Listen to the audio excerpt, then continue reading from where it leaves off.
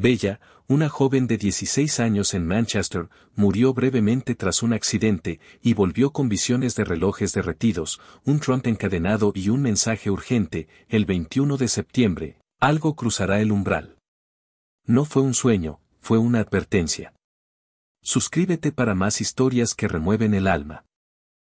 Me llamo Bella Martínez, tengo 16 años y vivo en Manchester, Inglaterra. Mis padres son de origen hispano y son profundamente creyentes, católicos practicantes. En nuestra casa hay cruces colgadas en casi cada habitación, velas encendidas por las noches y oraciones susurradas que parecen conversaciones íntimas con alguien que yo no puedo ver. Sin embargo, yo nunca me sentí parte de eso. Desde pequeña me interesó mucho más la ciencia que cualquier cuestión de fe. Me atraía todo lo que pudiera observar, medir y comprobar. Me fascinaba entender cómo funciona el cerebro, cómo pensamos y cómo sentimos. Siempre pensé que cuando fuera adulta sería neuróloga, y durante años lo tuve claro: las respuestas estaban en la biología, en la química, en la física, no en una figura divina. Siempre saqué buenas notas, era aplicada y disciplinada, aunque a veces sentía que no encajaba del todo con las chicas de mi edad. En enero de 2025 algo empezó a cambiar y no supe cómo explicarlo. No se lo conté a nadie porque no quería que pensaran que estaba inventando cosas o, peor aún, que me estaba volviendo loca. Cada noche, justo antes de dormir, sentía un calor extraño en la nuca. No era dolor, pero sí una sensación persistente, como si algo rozara mi piel sin llegar a tocarla. Me giraba en la cama para mirar alrededor, pero no había nada. Luego comenzaron los sueños. Eran intensos, vívidos, imposibles de olvidar al despertar. A veces estaba rodeada de paredes rojas en llamas, sin ventanas ni puertas para escapar. Otras veces veía un reloj gigantesco, sin manecillas, girando lentamente en un vacío oscuro. No marcaba ninguna hora, solo existía, y su simple presencia me inquietaba. Siempre despertaba sudando, con el corazón acelerado, sintiendo que ese reloj era una advertencia que no lograba entender. Una mañana me levanté inquieta, incapaz de concentrarme. Durante el desayuno le conté a mi madre uno de esos sueños. Ella me escuchó en silencio y luego me dijo con voz suave: tal vez deberías rezar un poco más, Bella, puede que Dios esté tratando de decirte algo. Sonreí para no discutir, pero por dentro estaba convencida de que no era así. Yo no creía que Dios me estuviera hablando. Pensaba que era estrés, cansancio o una simple coincidencia. Sin embargo, las sensaciones extrañas no desaparecieron. Durante el día, incluso en clases, sentía escalofríos sin razón, a veces acompañados de un leve mareo. En una ocasión, en plena clase de biología, todo a mi alrededor se volvió borroso. Era como si el mundo se moviera en cámara lenta. Duró apenas unos segundos, pero me dejó con una sensación inquietante, como si algo invisible me hubiera tocado y luego retrocedido. Unos días antes de lo que estaba por pasar, tuve un sueño distinto. Era muy breve, pero más claro que los demás. No había nada a mi alrededor, solo un vacío blanco, y en ese vacío una voz tranquila pero muy seria dijo: el 21 se acerca. Prepara tu aliento. Me desperté de golpe, con el corazón golpeando en mi pecho. No entendía qué significaba. ¿El 21 de qué? ¿Prepararme para qué? Intenté olvidarlo y me repetí que no tenía sentido pensar en ello. El 5 de febrero de 2025 era martes y hacía frío, como casi siempre en Manchester. Me puse el abrigo, tomé mi mochila y salí de casa. Le di un beso rápido a mi madre antes de subir al autobús rumbo al colegio. Iba como cualquier día, mirando el móvil y escuchando música. Todo parecía normal hasta que, en la intersección de Clayton Street, escuché un ruido ensordecedor. Fue un impacto brutal. Un camión chocó contra nuestro autobús sin frenar. Solo tuve tiempo de levantar la vista y ver el parabrisas estallar como si fuera de cristal fino. Hubo gritos, cuerpos que salieron despedidos, y luego, oscuridad total. No sé cuánto tiempo pasó, pero en el instante del impacto sentí que algo dentro de mí se desprendía. Era como caer, pero sin miedo.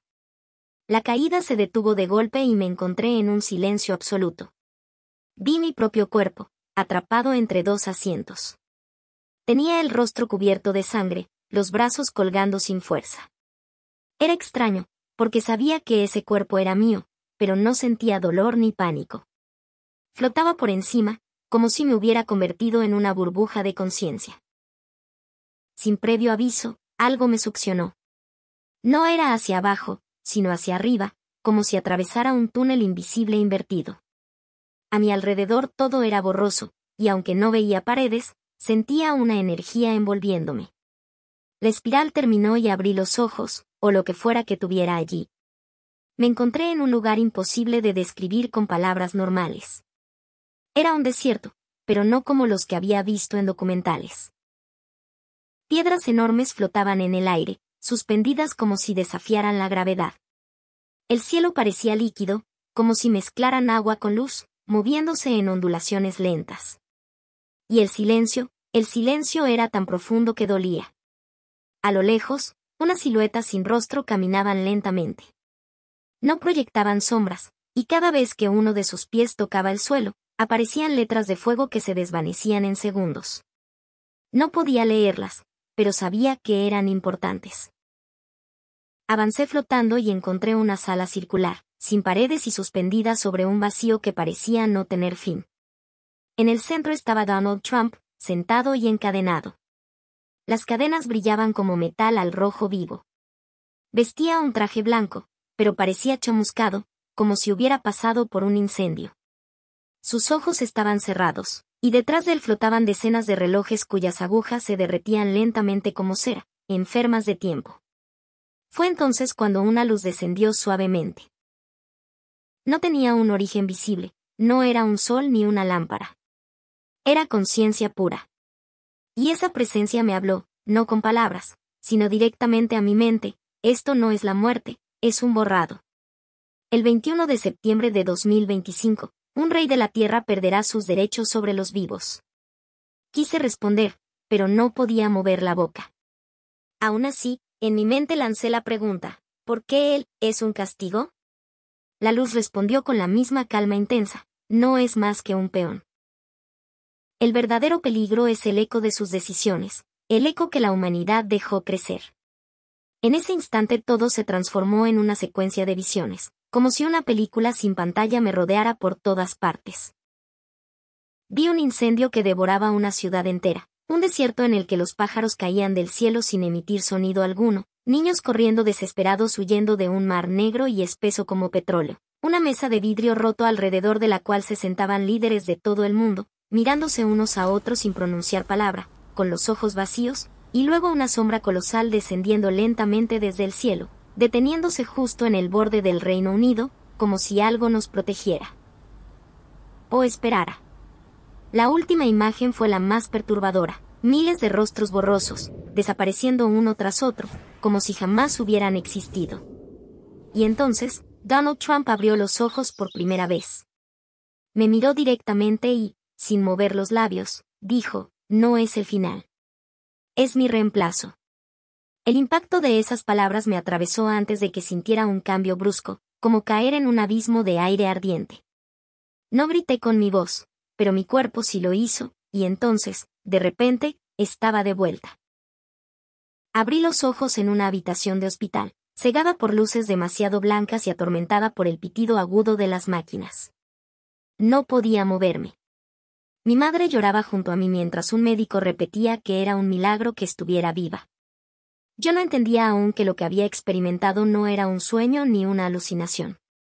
Me mantuve en silencio durante 3 días. El cuarto día, miré a mi madre a los ojos y dije con voz baja: tienen que tomar una decisión, y no queda mucho tiempo. Las semanas posteriores fueron extrañas. Dormir era imposible. Cada vez que cerraba los ojos, volvía a ese desierto de piedras flotantes, a los relojes derritiéndose, a la silueta sin rostro. A veces, incluso de día, sentía que la espiral invisible comenzaba a absorberme de nuevo. Mis padres intentaban actuar con normalidad, pero yo notaba su miedo. Mi madre encendía velas y rezaba más que nunca. Mi padre evitaba hablar del tema, aunque su mirada decía lo contrario. En el instituto todo empeoró. Algunos me llamaban la profetisa del autobús y se burlaban de mí, pero también estaban los que me miraban en silencio, como si temieran que lo que había visto fuera real. Yo, para intentar comprenderlo, comencé a dibujar compulsivamente. Llené cuadernos enteros con relojes derretidos, rostros que se borraban en el aire y, sobre todo, la figura de un hombre vestido de blanco, encadenado, en aquella sala circular suspendida sobre la nada. Siempre era la misma escena. Antes del accidente quería ser neuróloga, descifrar los misterios del cerebro humano. Ahora, todo eso me parecía demasiado pequeño, como si el conocimiento que buscaba estuviera limitado a una sola capa de la realidad. Empecé a leer textos espirituales de distintas tradiciones, buscando símbolos y significados. Fue así como encontré uno que me dejó sin aliento, la espiral invertida. Aparecía en manuscritos antiguos como un signo del paso entre mundos, el instante en el que la conciencia cruza un umbral invisible. Una noche, mientras dormía, la voz volvió. No gritó. Susurró, recuérdales que incluso el borrado puede ser elegido. Nada está escrito. Me desperté con el cuerpo empapado en sudor, pero con una claridad nueva. Comprendí que lo que había visto no era una condena inevitable, sino una advertencia. El 21 de septiembre no era un final, era un umbral. Trump era la señal, no la causa. Y el mundo, todos nosotros, íbamos a tener que elegir entre memoria y olvido. Por eso decidí hablar. No para dar miedo ni para llamar la atención, sino para despertar.